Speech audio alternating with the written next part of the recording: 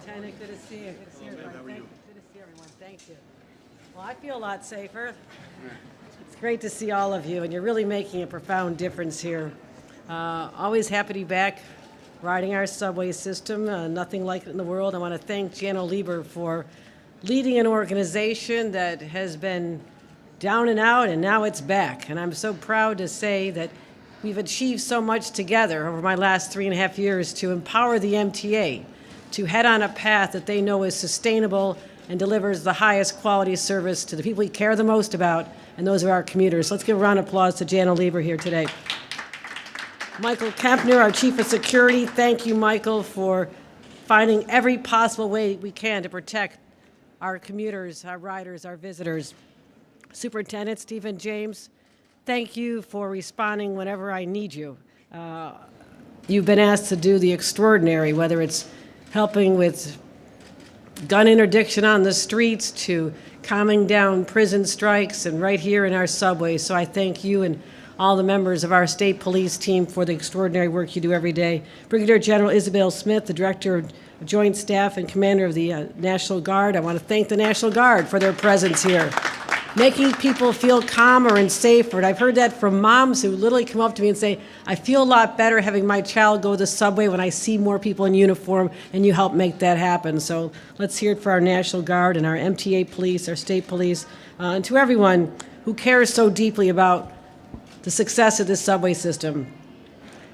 It may be overstated, but this is the beating heart of this city. This is what sets us apart from all others. Getting people anywhere they want to go within minutes. It's extraordinary. And every day underneath these towering skyscrapers and our busy streets, millions of people for every walk of life come together. They head off to work, they head off to school, they visit families and friends, they go to doctor's appointments, and they experience all the wonder that this city has to offer. But I'll tell you this, when I first took office 3.5 years ago, this system faced a triple threat. First of all, subway crime was raging, absolutely raging, I would say as an aftermath, an outgrowth of the pandemic, of which we know we were the epicenter for the nation. Ridership was down, it was absolutely lagging. And the MTA faced a looming fiscal crisis that threatened to bring this system to a screeching halt. Those were real challenges, but we were undaunted. We knew we needed to lean hard into them and find solutions that would work. So we secured significant recurring funding to save the MTA from literally going off the fiscal cliff. We got it done a few years ago. And we took bold, decisive action to protect riders. And you see it, as I mentioned, with the presence of law enforcement on the platforms and in the trains. You see it in the National Guard presence. And you see it in the new platform barriers and cameras docked in every single subway car. And I want to say we had a goal to get it done in a few years, and I want to thank the MTA for rising to the challenge I put out and said, no, we're going to shave off a lot of time. I want a camera in every single train so people feel secure and our law enforcement can reach and find and prosecute the lawbreakers. So we made some real progress there as well. Now, subway crime now is down 16% compared to 2019. Why do I go back to 2019? I subtracted out the higher years of the pandemic because otherwise this would be a lot bigger drop. But I want to deal in realities. What was the world like before the pandemic when people were not so anxious about going on the subway? We are now down 16% compared to 2019. And just from last year, when we'd already started seeing dramatic downward trends, we're still 11% lower than last year at this time. So ridership continues to rise, ticking up 7% year over year. But I'll say this, I more than anyone know there's still more work to do. Just last week, a man was stabbed to death on the 5 train, right in the middle of rush hour. A galling attack that shocked so many riders. That's proof. That's proof we still have more work to do. I acknowledge that.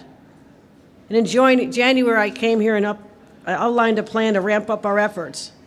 I vow to fund the state funding for the first time in history, not just MTA police, not just state police, but funding the MTA, picking up the costs of the MTA so there's 2 two NYPD police officers on every overnight train. When you see the police officers, NYPD on those overnight trains starting at 9 o'clock at night till 6 a.m., that is the New York State taxpayers working hard to make sure that this lifeline of our economic heartbeat is still viable and thriving.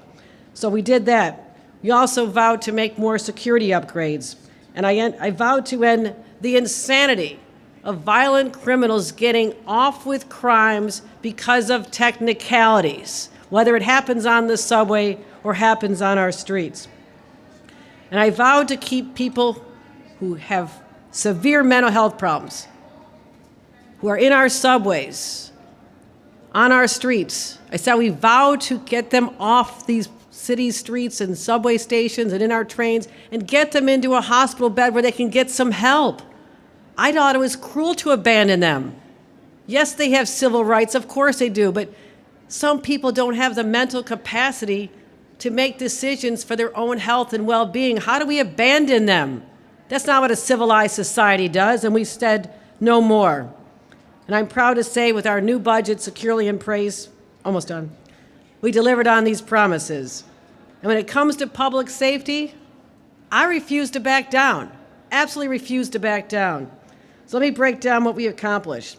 First, an additional $45 million for Joint Task Force Empire Shield. That's our National Guard. We want to make sure they're funded and can remain here. This is the elite unit that protects New York City, including our subways. The National Guard members you see are an important part of that. $77 million in this year's budget to make sure we can continue funding those NYPD on the overnight trains. These officers really are the unsung heroes. Those late night rides have to be stressful. Sometimes you walk into a car and you don't know the unknown. It's a frightening dynamic, and I want to thank them because they're protecting the nurses and doctors who are on the midnight shift, the cooks and bartenders who clock out late, and all the people who have to rise before the sun, our construction workers, our bakers, our baristas. These are the people who keep our city running, and we must keep them safe. We also, as I mentioned, are taking the steps to take care of those languishing with mental health problems. And I will say this, we're going to make a difference in their lives. We're going to make sure they get the help they need, but we couldn't do it up until now. Here's why. Because we didn't have the system in place to care for them. Because of decades of disinvestment in our system, our healthcare system, our mental health system, that we didn't have enough beds. We didn't have enough practitioners. We didn't have enough people with long-term strategies and supportive housing. And I'm so proud after the first $1 billion investment I made back when I was brand new governor, we are now positioned to be able to give these people the help they need. That's why we can welcome them in and take good care of them. We're also strengthening Kendra's law to ensure those with serious mental illness receive consistent treatment in the community so they don't fall between the cracks. Also investing $30 million in our homeless outreach teams, these safe option support teams. My God, they're doing God's work every single day. You see them, I've come to thank them. And they're so compassionate, and they don't give up on anybody. They believe that everybody has value, and they want to help them achieve their full potential despite how hard life has been for them. These are compassionate public servants who've helped over 1,000 New Yorkers escape lives on the street and find, get this, permanent housing. 1,000 people who are long-term chronically homeless right here now have a home to call and make sure it's a safe place for them to rest their heads at night. Because you know what? It's not just about public safety for all of us. It's about human dignity and giving people what they deserve. As I mentioned, we reformed our criminal justice laws because while a lot of people aren't quite sure what discovery laws are, and that's okay, what happens under changes that were made back in 2019, I will say this, and I've said this from the beginning, there were many changes that were necessary. The system was absolutely skewed against the defendants, and that was unfair. But we also know that the pendulum has swung way too far, and now the defense lawyers are able to lie in wait, literally the night before a case is supposed to be presented, and raise objections that a judge must say based on the law, you must have this case dismissed now because the clock has run out. Or if there's minor technicalities, and the cases are legendary, you hear the reasons that cases are thrown out, whether it's a crime in the subway or domestic violence incidents. We want to make sure that people do not escape because of a senseless loophole that we have now fixed. That's how you start making people safer. That's how you hold people accountable. And if you wear a mask to hide your identity while you're committing a crime, you'll face an additional charge. That's important because we've seen in the subway people masking themselves, trying to evade the cameras that we put in place. But if you're hiding under a mask, how are our police supposed to identify you and make sure you don't hurt somebody else the next day? This is another force for ensuring that we have public safety. But also, here's the music to Jano's ears. We are fully funding the $68 billion capital plan.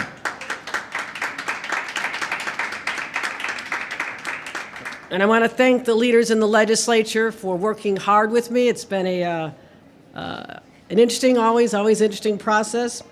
But we're also making sure through that we're also upgrading $1 billion more in crucial physical security upgrades. So what we're going to do, we'll have platform barriers at 100 additional stations, LED lighting, I want them brighter, I want people to see. We'll also continue swapping out the aging turnstiles. Guess what? Ones that are hard to evade, ones you can't hurdle over or crawl under. So we're going to be getting those out there, so those shameless ferry evaders, and everybody's doing this, who create unnecessary stress and chaos for the other riders who are actually doing what they're supposed to do. So we're going to stop them as well. We're also going to make sure the MTA, we're fully funding their repairs. And something that's near and dear to my heart, since I proposed it a few years ago, is to do the Interborough Express once and for all. The money is there, because as much as we love Manhattan, people who are trying to go from Brooklyn to Queens should not have to make a stop here first. Let's inject some common sense into our residents' lives and let them have the quality of life they deserve and less time traveling from one borough to another. Making stations ADA accessible and enhancing service to and from the Hudson Valley. So we're going to continue with these goals, and I'm always looking forward to partnering with the MTA as we go forth for the years ahead to make good on all these financial commitments. But mark my words, I will do everything in my power to ensure that the people of this city and this state are safe, and I'll put the investments where they need to go. I'll make the changes in the law where necessary, because we won't stop until every single person has what they deserve, the right to be safe in their homes, in their communities, and on our subways. Thank you very much. Let me hand this now over to Jano Lieber, the chairman and CEO of the MTA. Governor, you said it all, but more important, you did it all. You did it all for 6 million people who depend on this MTA system to get to work, to get to school, to get to health care every day. More people than the National Aviation System carries every day by a lot. And you've changed their lives in terms of the transportation piece, but as we're here to talk about today, you've altered the safety equation and their confidence of safety in the system, we hope will follow. We know we have a long way to go, you said it right, but as the numbers change and as the experience changes, people's minds and hearts, we hope, will follow, and that sense of safety that is so important to being able to really take advantage of New York needs to be restored. Let me just say, the MTA has been excited and hugely supportive of what you've done in, perhaps the most high-profile and controversial issue, which is the discovery law changes. We have people who are, as you say, recidivists, who commit crimes in the MTA system, and they do harm to our workers and to our riders, and they're back again and again. And part of that is the technicalities of the discovery law. We all know it, which is why you were joined by the DAs in saying, we got to change this law. And now we're doing it, and we are thrilled to support you in that area. Your commitment to deploying police officers on the overnights. Every rider, we do surveys all the time at the MTA. They're not polls, they're actual rider surveys. And what every demographic, every income level, every neighborhood, every rider group tells us is, I want to see more cops. And you know when they want to see more cops? Especially on the overnight, when there are a little fewer people there and they feel a little more a little more at risk. And lo and behold, we are seeing surges in ridership, and part of that is attributable to the increased sense of safety that your investment in police presence, which is especially dramatic on the overnight when you see a cop on the train. And we're seeing ridership up this year, 8% this year. Now, some people want to ascribe that all to congestion pricing, but if you look at the numbers, there are 130,000 people who are driving. If we're getting a slice of those folks onto subways and buses and commuter rail, that's great, but that's not what's driving the MTA growth in ridership. It's the economic comeback of the city, which transit was key to, and your investments in safety. And we're having, I just got to echo one thing you said, I don't want to go on too long, is the cameras. The cameras now, we have an unbelievable camera system. We have 130,000 cameras in the system, but only because of your investment. In a single year were we able to make sure every subway train, no matter how old it is, now has 2 cameras on it. 2 cameras on every train. And that horrible incident that took place, God forbid, the first homicide of the year in the MTA system, but we had video on the train, the cops had video on the platform, they had video at the turnstile, and that's why that assailant knew he had to turn himself in, because it was all over, the cops were onto it. We've moved station agents out of the booths, where not only are they helping riders to navigate the system, but they are functioning in tandem with NYPD and your officers as eyes and ears for safety and providing that sense of presence. We have hundreds of unarmed guards at the turnstiles and at the exit gates who have helped achieve what you've done, what we've done together, which is a 30% reduction since last summer in fare evasion on subways. And fare evasion isn't just an economic issue. That's a morale issue. That's at the gate, at the door to this system, you want to feel like it's safe and it is a place where people follow the rules and you have some confidence in it, and you helped us to accomplish this. And then you talked about the mental health component. That is the thing that is having a disproportionate impact on the rider's sense of safety in the system. It's not a secret. That population is having a disproportionate impact on the sense of safety and order in all of our public spaces, and they need to be helped and into treatment. And with your changes to the involuntary commitment law, we have confidence that that will change. So you talked about this, the results. The numbers are down 16% versus where we were before COVID. 30% fewer attacks on our employees, the public servants who are making the system operate. Now, we do have, you keep saying it exactly right, we have a ways to go to get New Yorkers' confidence in in the subway safety and in transit safety back. But boy, have we made strides, and boy, are we making strides. And I have to, tip of the hat to your leadership in this area and so many others. Thank you, Governor, and thank you on behalf of the riders.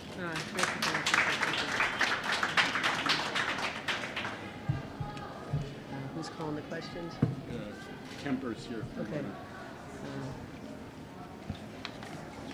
Questions, yes. Was Chief Kemper supposed to speak? He was, but if you prefer, Okay. some of the same material. Okay. Did you want to say anything? Did you have anything? Okay, go ahead. Good morning. You heard a lot about the cameras. You're going to hear a little more from me also in my remarks. And the reason being is because coming from a law enforcement executive, they're gold. And they pay dividends every day. And law enforcement relies upon them. But good morning and welcome to Grand Central Station, where every day countless New Yorkers and visitors pass through here on the way to work, the way to school, and on the way to see all that this city has to offer. Mass transit is the lifeblood of New York City, and this administration, under Governor Hochul's leadership, has been clear from day one that the safety of New Yorkers, especially our commuters, remains our top priority. In my former role, leading the men and women of the NYPD's Transit Bureau, I had the unique privilege, a front row seat, if you will, to see firsthand the efforts and the commitment between Albany and City Hall towards a safe mass transit system. It was under the governor's and Chairman Leader's leadership that we were able to deliver a camera network that didn't just cover every subway station, but a camera system that now covers every subway car. Again, 100% of all subway cars in the New York City subway system are outfitted with cameras. And that worthy investment has already paid countless dividends, offering tremendous investigative value to our law enforcement partners, while instilling public confidence and acting as a deterrent to would-be criminals. Beyond this smart and highly effective investment, this administration has done so much more, including the support, which was mentioned by the chairman and the governor, and the funding for additional NYPD deployments on trains, specifically during the overnight hours, a welcomed and reassuring presence for our riders during their overnight journeys. These investments, among others, along with the hard work of the men and women of the NYPD and the MTA Police Department, translated into a promising reduction in subway crime this year. NYPD data shows that overall crime for the first quarter of this year was down 18.1% versus first quarter 2024. In fact, overall crime for Q1 2025 was at its second lowest level in recorded history, surpassed only by the pandemic year of 2021. This significant achievement includes the lowest number of first quarter robberies since subway crime was recorded, down 25% versus last year, down 36% versus 2023, and down a staggering 84% versus 1997, when I wore the uniform of an NYPD sergeant. The MTA has also made strides when it comes to safety infrastructure under this administration. To name just a few, and was mentioned, updated and brighter lighting for our stations, the installation of safety barriers on platforms, modifications to turnstiles to reduce fare evasion. And we have taken steps to improve the safety of our workforce, as the chairman mentioned, such as our commitment to install video cameras in every conductor cab, as well as the chairman's hiring of the MTA's first ever criminal justice advocate. I've often said that although the police are the most visible part of the criminal justice system, there are other stakeholders involved whose actions and decisions have far-reaching impact on public safety. So true. There must be meaningful consequences that hold criminals responsible for their actions. For without consequences, where is the deterrence? And where is the deterrence for our crime victims? Mechanisms ensuring an accused one's rights are respected must be rooted in common sense and not burdened by technicalities or unrealistic time frame for prosecutors. That's why the governor's push to change discovery laws is so important to the mission of advancing public safety. Thank you. And look, I could go on and on. There's not enough time. This is a topic that's near and dear to my heart. But know this, everyone listening, as encouraging as the crime statistics are, and they are, we remain focused, recognizing our work is far from finished. But here we are yet again at Grand Central Station, collectively as a team, to reaffirm our commitment to the safety and prosperity of all. Thank you.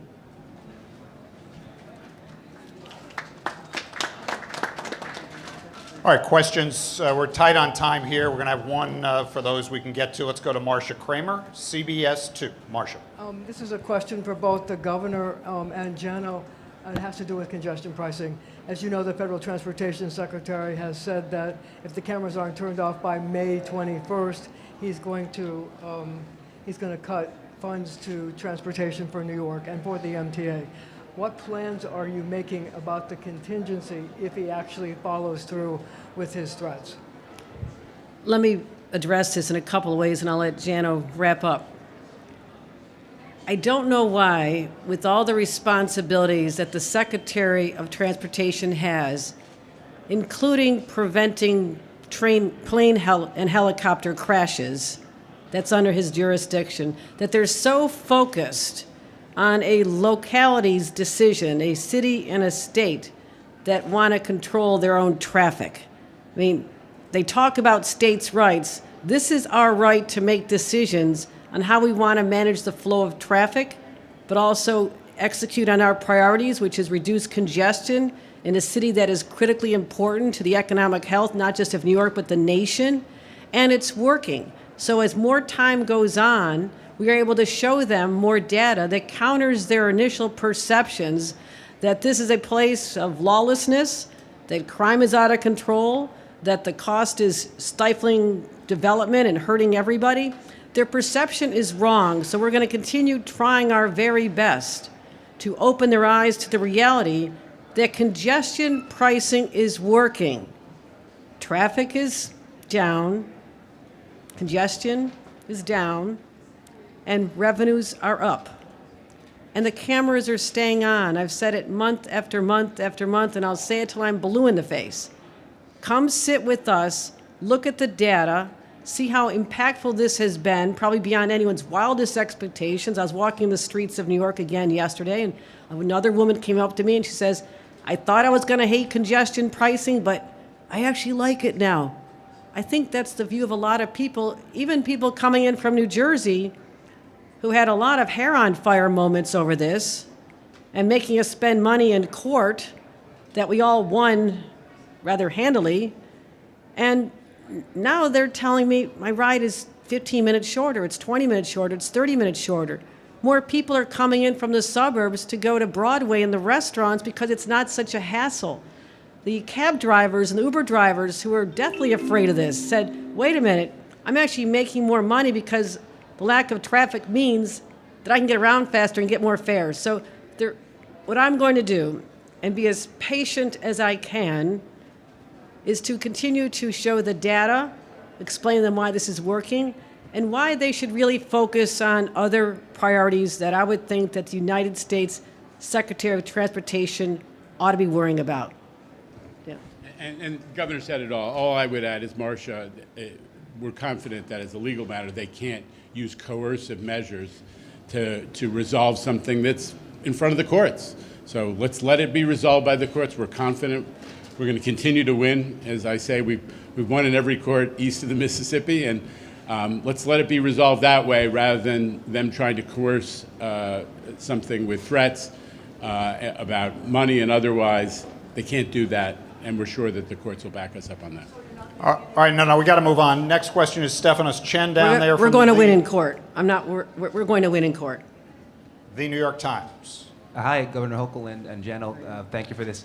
The question, Governor Hochul, is with the sorry, not here. Okay. The plan is fully funded, but there is the question of the $3 billion that the MTA is expected to put together through savings. There are a few options for that, but have you discussed with the MTA where that likely is to come from, is part one? And quickly, a second question is, in your address, you mentioned also that there's a potential to put mental health facilities in the subway and underground. Could you just elaborate on whether that is something you're going to pursue? Right. On the first question, we're not saying find $3 billion in savings. It turns out that $150 million in savings can be bonded and leveraged for $3 billion more in improvements. And I am very confident, under Jan Oliver's leadership, as we've had to do before, tighten the belts, find efficiency, and we're going to continue seeing more revenues come in as our fare evasion strategies are unfolded and in every station. So those are the areas where we feel confident they'll be able to do this as they've done before. It's a shared sacrifice. Everybody has to give here because the alternative is unfathomable, not to have a fully functioning, funded, efficient system to carry 6 million people a day. It's just not an option. Second part of the question?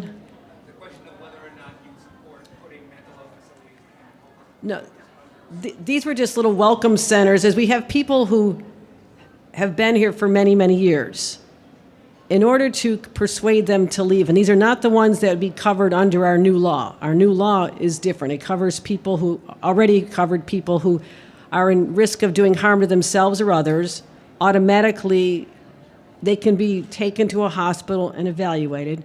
What we've added now is a new category of people who don't have the mental capacity to take care of their own personal needs, whether it's making sure they're taking medication, whether it's making sure that they're getting food, making sure that they're getting, clean clothes and taking. So this is someone who clearly demonstrates they do not have the mental capacity to do this. So this is a smaller subset. There are others that we want to have communications with, and it's all about relationship building. And I've seen this in person. That's how we got 1,000 people, and some of them had been living on the streets for 5, 6, 7 years. They had to develop a relationship, so we're going to put in some welcome centers, let people have a place to go to, get warmed up, take care of them, and then be persuasive in saying, now, we have a better option for you. Let's get you evaluated, let's get you care, let's get you medication, and we'll keep an eye on your recovery once you've been discharged from the assistance we're providing you. So I don't want to have a one broad covers everybody, because everybody is unique and has a different reason and why they're here. We're not talking about just people who are homeless, who find themselves on the streets. We're not talking about someone who just doesn't wash their clothes. I want to make sure that people know we're talking about people who do not have the mental capacity to take care of themselves, but we also know that many of them are here, and we want to be able to greet them where they are and manage this and get them to move on. And those facilities would be you know exactly where they're going to be, Jano? Okay. There's just going to be a few of them in places where our support teams can gather and build reinforcements and also go out and plan their strategies. So they have a centralized place to go to. All right, moving on, Governor, if we could direct you to the Loge section back there. That's Newton Jones Burkett III from Channel 7 Eyewitness News.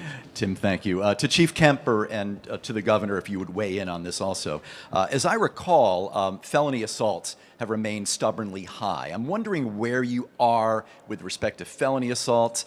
And as I recall, the victims of felony assaults have been police officers and transit workers largely. So where are we on those numbers, and how are you addressing that category in particular? I just say that you're absolutely right, Newt, that the growth in felony assaults, which we've brought down, we've pushed that back.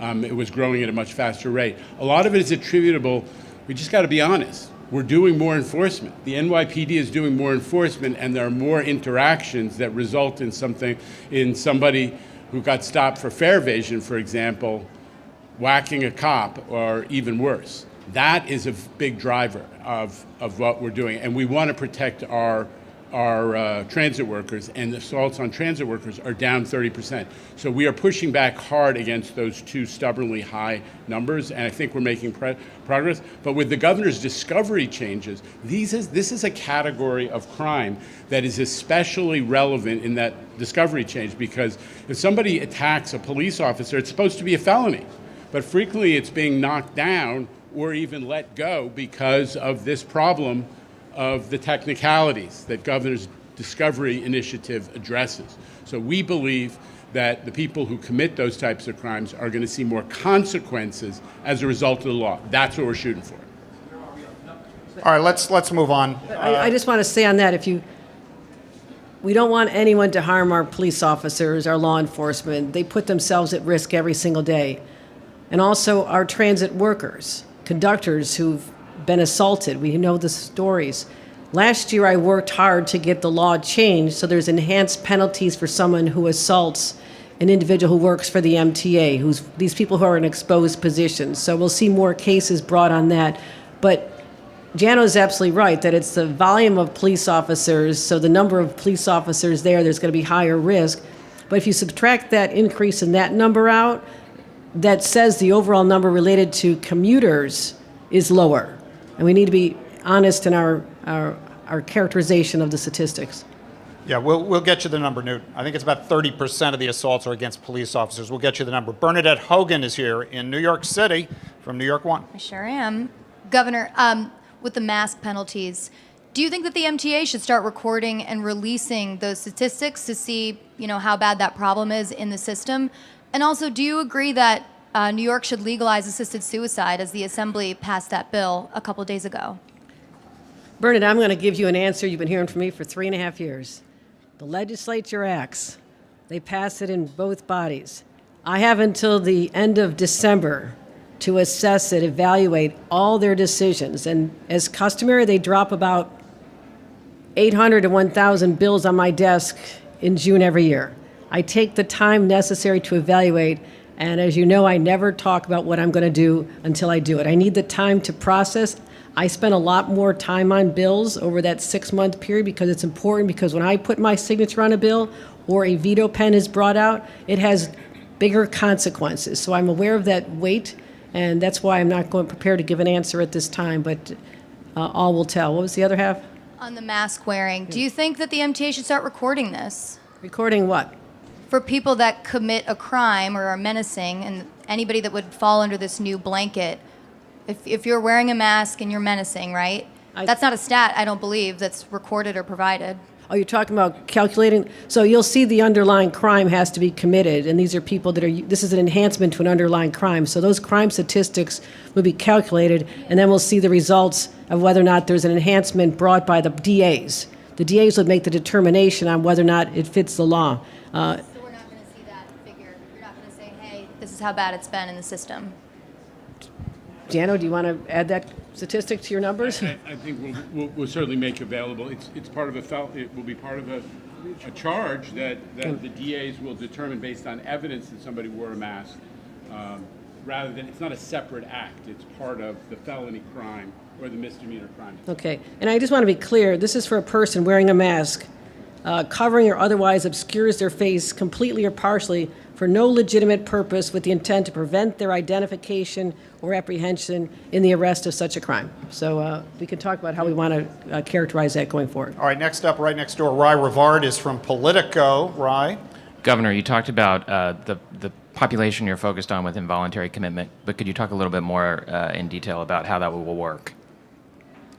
Yes, we're going to make sure that there's training, and I work with the legislature to make sure that we have, whenever possible, that the determination is made by a mental health professional or a healthcare professional.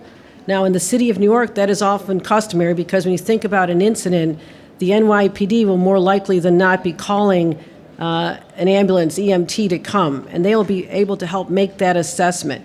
That's not the practice across the state in smaller communities where it's volunteer firefighters, volunteer EMT, but in a city like New York, the expectation is, I think our law says, whenever practicable, which is customary here, that that it's not just law enforcement making the determination, it is also a healthcare professional.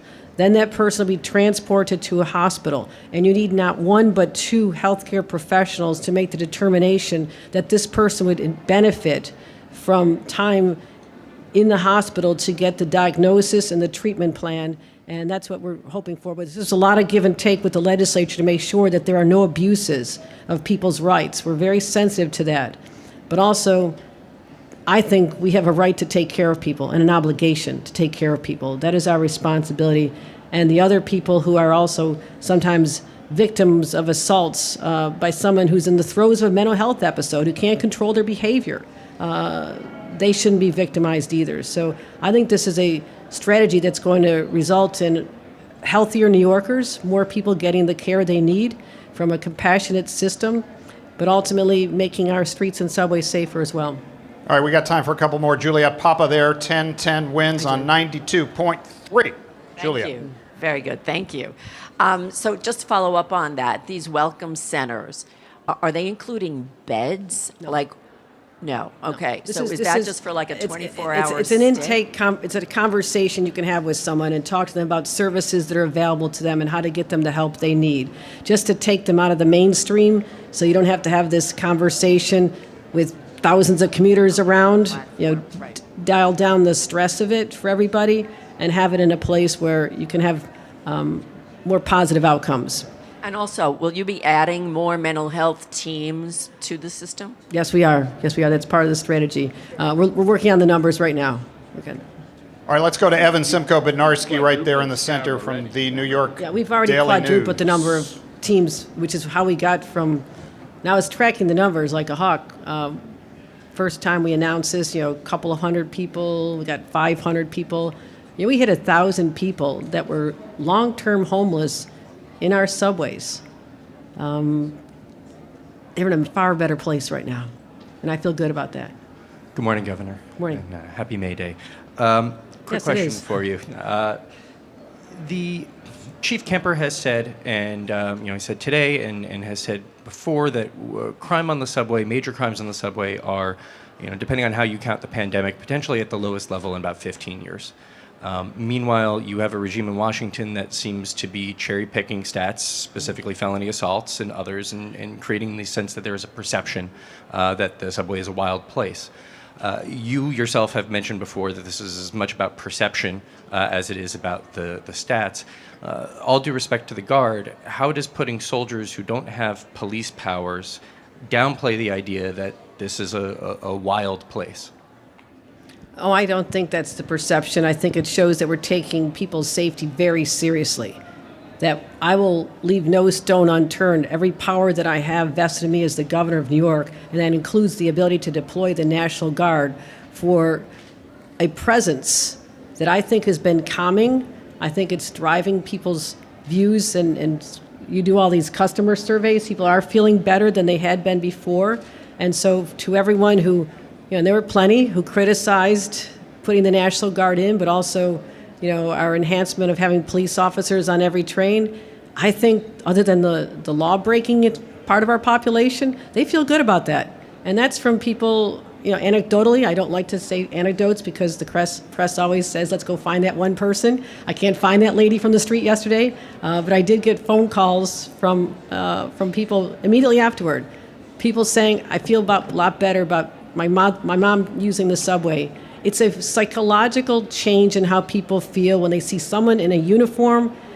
They feel they're going to be okay. And is that basic sense of security that I think every human being deserves, and they didn't have it for a long time. And not everybody has it right now.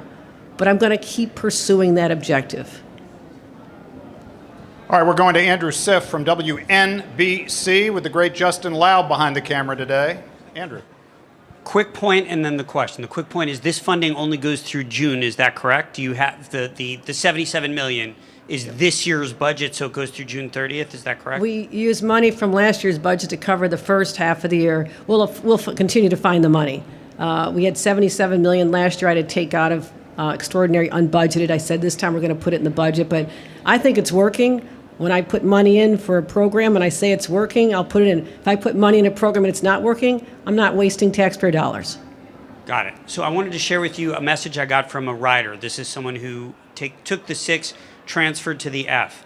I was typing a letter for work. A homeless guy came into the car, was aggressively asking for money, which no one was offering to him. He stood over me, and I know better than to make eye contact. I kept typing my letter, but instead he yelled and spit on me. It was scary and disgusting, and I filed a report with the MTA. I know it will go nowhere, but I want them to know the homeless are getting more and more aggressive. She then sent a message to me, I'm not taking the subway after rush hour anymore. I just wonder what your reaction is. That's painful to hear because I don't want anyone to feel that sense of anxiety. That's what I've been fighting. And I have 6 million riders. And there are people who are causing these incidences that are creating this sense of vulnerability. It's real. I'm not dismissing that. And we're working on it. We're working on it. And I said in my State of the State that the subway should not be a rolling homeless shelter. We're putting more money into all kinds of housing programs, supportive housing. But someone who has aggressive behavior, do they have an undiagnosed illness that we as a society, as a state, should be finding out and getting them medical treatment? Because that's not normal behavior. To walk up and threaten someone, is it someone who just does that because that's their nature to do that? They want to do that? Or do they have a mental health challenge that they can't control their anger that medication and treatment could help them with? That's what we're getting at here, at a very human level. Chief Shell, have anything to say on it? Any other comments on an individual like that? I mean, look, the governor answered it, and I've been vocal about this topic. That's very unfortunate. I have letters saying the opposite. Doesn't negate the message you got. I have people telling me, what are people talking about? The subway system is amazing. An incident like that is unfortunate, and we're working hard, and we have made progress on reducing those type of incidents. And I've spoke about this in nauseam, and we're gonna we're going to get even better with the funding and with the improvements that the governor and the chairman just spoke about. All right, Sam Liebman from New Andrew, York 1 as right you there. just heard from the voice of God. Passenger safety is important to us. That's the voice of God. Hey, Sam, right behind you. Thank you. So just back to the officers overnight. So there was $77 million in the budget. So you are going to continue to fund it past June, because initially you said for 6 months. So it's going to go past We're June. going to continue working with the City of New York. Obviously, this is an expense that is customarily on the budget for the mayor. They needed help. We said that this is an area where we think it needs to happen. We will provide the funding. The mayor of New York is doing his budgeting right now. So this is something we collaborate on. But my goal is to make sure that we keep the subway safe. This system is working. The crime is down on the overnights, which is where people are most vulnerable because there's fewer people on the trains. And these are people that are, again, they might be ending a night shift after, being a nurse all day long. They're exhausted. They're not paying attention. And this is their only way of getting around. So those are the people whose voices I hear in my head, and I want to take care of them. So I'll continue that funding and making sure that we have the resources, whether it's through the city or the state or combined. Just on the $3 billion that the MTA has to find cost savings, isn't it going to be a little bit harder this time around because of tariffs and inflation? Will they have to bond that? No, I don't think they're going to find $3 billion in savings in their operations. It is absolutely going to, this is part of the bonding strategy. When you look at how you're going to achieve $68 billion in a 5-year capital plan, bonding is critically important for that. But also, for our purposes, Hello, everyone. there. This is a reminder that it's against the law to smoke or drink alcohol. Don't do that either. And if you do, you could be fined, receive a civil penalty, or be asked to leave the premises. And thanks God. So we have something like $10 billion of rolling stock. Now, what is happening because of tariffs, a lot of that's made in the North Country. It's an economic engine for the people in the north part of our state, the northern part of our state. If the costs go up, how does our $10 billion, it may get us fewer trains. I mean, this is part of the collateral damage that we're only starting to calculate now as a result of the Trump tariff taxes. That's all it is. So everything that the state touches, everything that the MTA touches, it is going to be more expensive for these manufacturers in our state to give us the rolling stock that we need to replace the antiquated trains that we have now. So these are some of the unpredictable measures, but we have to make sure we get this $68 billion done. The $150 million in savings, a lot I think can come from savings in fare evasion with our new technology, which I'm using money to make sure happens. That's part of the strategy, but it's an enormous budget without a doubt. But this is what happens when, for decades, no governor had the guts to say we're going to do this because it is a huge undertaking. And I'm always willing to take the tough decisions. It's been the hallmark of my career. To say enough is enough, we have to invest the money now because otherwise the costs will be dramatically higher, or we could have this system crippled and the summer of hell still gives all of us nightmares, right? We're not going back to that time. All right, thanks everybody. Thank you so much. Thank you.